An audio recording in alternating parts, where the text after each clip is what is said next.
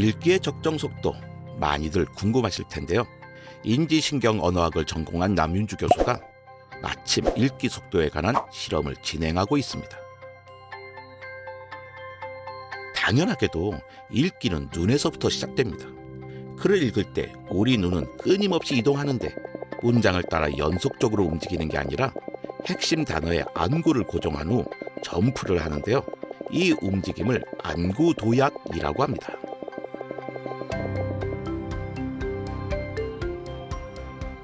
반면 처음에 빨리 읽었던 글 기억하시나요? 글을 읽을 때 도약하는 그 과정에도 많은 시간이 소요가 되기 때문에 이 빠른 글 읽기 방식이라고 하는 것은 문자의 중심에 해당하는 중심점을 특정한 위치에 고정시킨 그런 디지털 문자를 화면에 굉장히 빠르게 한 단어씩 제시하는 그런 방법입니다. 그렇게 되면 안구 도약의 과정을 줄일 수가 있기 때문에 읽기의 속도 측면에서는 그 속도를 충분히 높일 수 있는 그런 방법에 해당이 되죠. 이렇게 다 끝이거든요. 남 교수는 31명의 참가자에게 일반 읽기 방식과 빠른 글 읽기 방식으로 글을 읽게 한 뒤 텍스트 처리 양상을 분석했습니다.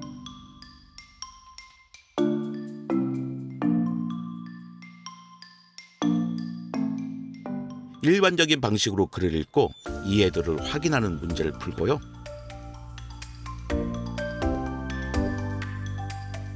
그 다음엔 빠른 글 읽기 방식으로 문장을 제시합니다. 역시 글을 읽은 후에 이해도를 확인하는 문제를 풀었죠.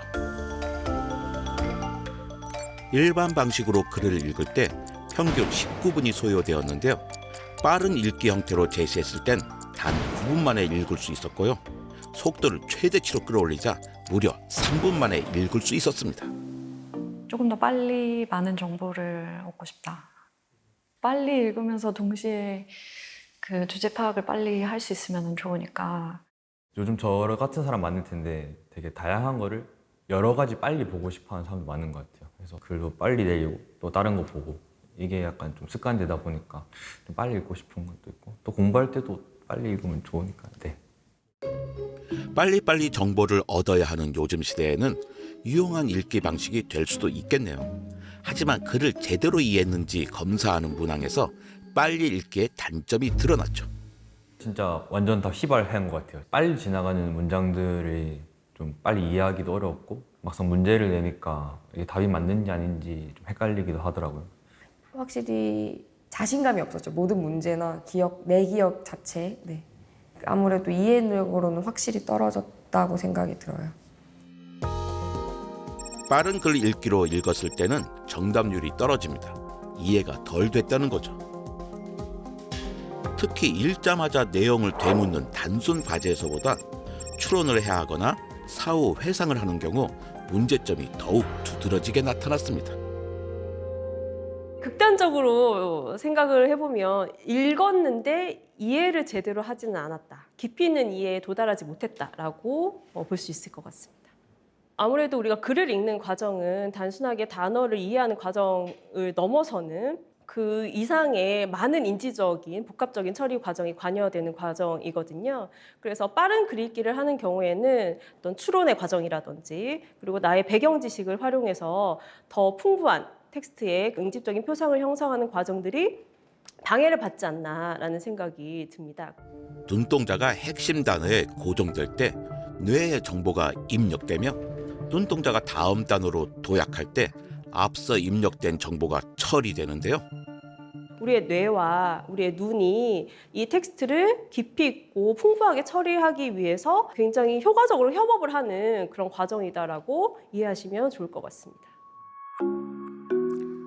그는 떡갈나무를 심고 있었다. 그는 그 땅이 누구의 것인지 관심조차 없었다. 그는 아주 정성스럽게 도토리 100개를 심었다. 우리는 왜 읽어야 할까요? 마음만 먹으면 막대한 양의 정보를 순식간에 수집할 수 있고 클릭 한 번이면 흥미진진한 영상을 열어 재미와 지식을 동시에 얻을 수 있는 디지털 시대. 과연 독서는 어떤 가치를 가지는 걸까요? 너무 멀고 아득하게 느껴지는 질문이죠. 우리는 그 질문의 답을 아주 가까운 곳에서 찾아보기로 했습니다.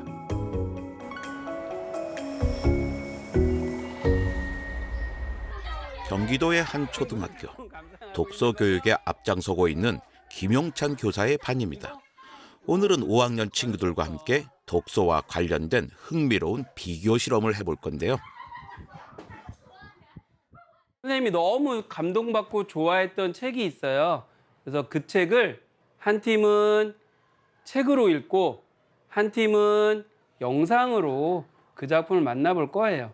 출발. 한 반의 아이들을 두 그룹으로 나누어 한 그룹은 독서를 하고 한 그룹은 애니메이션을 보기로 했습니다. 차분하게 표지도 한번 감상하면서 작품을 천천히 한번 읽어보면 좋겠습니다. 오늘 감상할 작품은 작가 장지온의 단편 소설인데요. 1953년에 발표된 이래 지금까지 전 세계에서 널리 읽히고 있죠. 같은 내용이 애니메이션으로도 제작되었습니다. 40분 동안 절반의 아이들은 집중해서 독서를 하고 나머지 절반의 아이들은 애니메이션을 시청하는데요. 전통적으로 할 수 있는 독서와 또 다른 미디어를 가지고 습득하는 정보와 그것들이 아이들이 어떻게 활용을 하고 또 받아들이는지에 대한 그런 비교, 그런 걸 좀 해보고 싶었습니다. 이제 아이들에게 특정 장면을 말해주고 자유롭게 상상력을 동원하여 그림을 그려보라고 할 겁니다. 나는 만들어진 샘에 물이 넘쳐흐르는 것을 보았다. 그리고 나를 가장 감동시킨 것은 그 샘 곁에 이미 4살쯤 되어 보이는 보리수가 심어져 있는 것이었다. 벌써 잎이 무성하게 자란 이 나무는 분명히 부활의 상징임을 보여주고 있었다.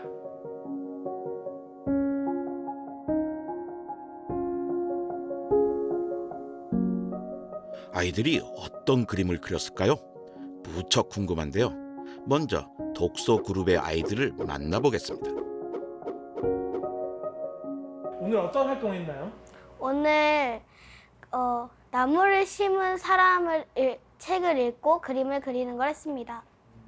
이분은 나무들을 심은 양치기 아저씨고 여기는 보리수 나무이고 물을 주고 햇살이 있으니까 물에 빛이 반사되어서 무지개 뜨는 것도 표현했습니다. 여기 물이 넘친 그림이고 여기 나무가 있어요. 애니메이션을 본 친구들에게도 같은 질문을 던졌습니다. 자, 오늘 활동하셨는데 어떤 거 하셨나요? 애니메이션을 보고 그림 그리는 활동을 했습니다. 애니메이션 제목은 혹시 뭐였나요? 잘 기억은 안 나요.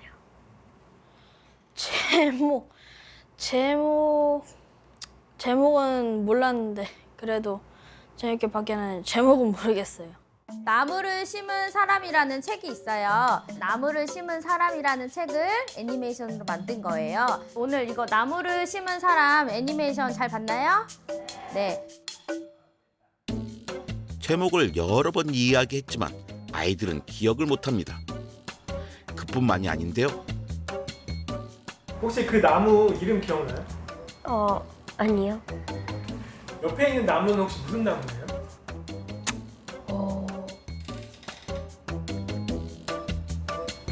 소나무? 나무 이름이 낯설어서 그런 걸까요? 하지만 독서 그룹에서는 전혀 다른 결과가 나타났습니다. 인상 깊었던 장면은 그 보리수 나무가 나중에 더 커간다는 장면이 인상 깊었어요. 이게 보리수 나무예요. 보리 나무는 왜 그렇게 그렸어요? 보리니까 그 끝에는 강아지 물처럼 이렇게 그 보리 그 알이 있는 것처럼 그렸어요.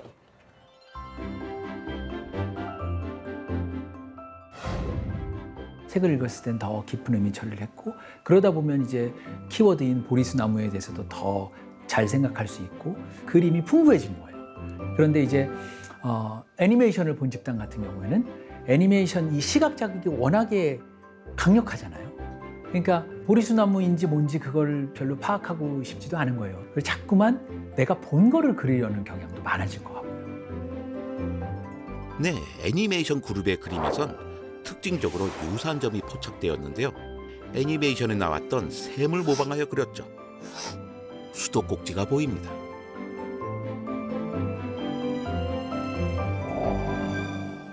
하지만 독서 그룹의 그림에는 같은 셈이 하나도 없었습니다. 소설을 읽거나 독서를 한다라고 생각을 해보면요. 등장인물이 어떤 행위를 하고 어떤 사건을 경험하는지를 보다 명확하게 잘 이해하기 위해서는 정보들을 내 머릿속의 스케치북에 형상화하는 방식으로 그림을 그리는 것이 필수적으로 필요합니다.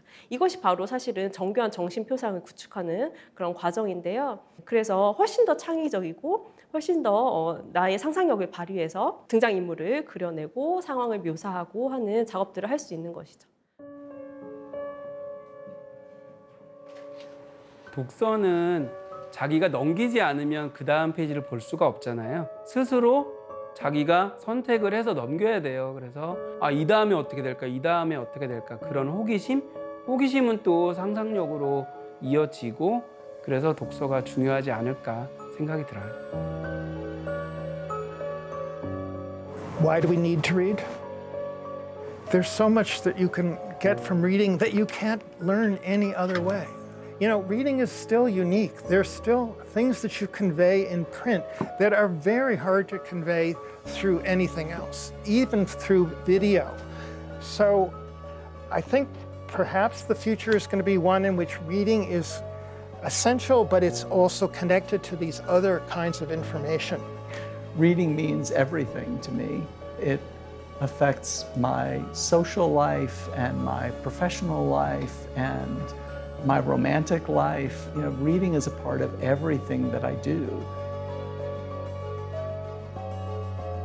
여러분은 읽기를 좋아하시나요? 글을 읽는 게 힘들고 어렵지는 않았나요? 그런데 그게 당연한 겁니다. 읽기는 인간의 뇌가 가진 기능을 총동원한 기적의 협업이니까요. 글을 읽는 매 순간 당신은 놀라운 일을 해내고 있는 겁니다. 자, 그럼 이제 한번 읽어볼까요?